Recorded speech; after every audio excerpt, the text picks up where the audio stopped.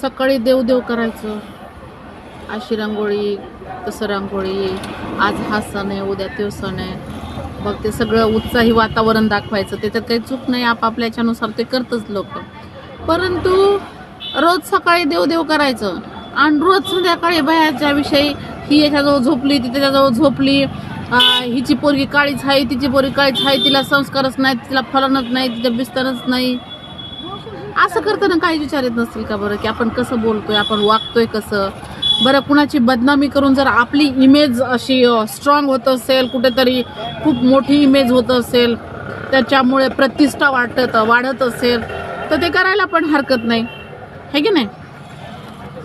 पण मग आपला खरा चेहरा लोकांसमोर येतोय, आपलीच बदनामी होते, आपण डिस्ट्रॉय होतो, आपल्यावर केसेस दाखल होतात, आपलं काय म्हणतात ना, वय, आपला वेळ, आपलं हे सगळं कसं डिस्टर्ब होतंय सगळं लाईफ आपलं.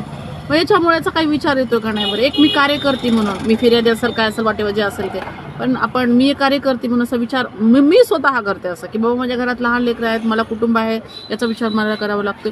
कुणीतरी येते आपल्याविषयी बोलते म्हणून आपण त्याच्यावर बोलावं का. सांगायचा मुद्दा आहे, कुणाच्याही लेकरा बाळावर आणखी वेळ गेलेली नाही बोलण्यापेक्षा, किंवा सकाळी वेगळा चेहरा दाखवायचा आणि संध्याकाळी वेगळा चेहरा दाखवायचा.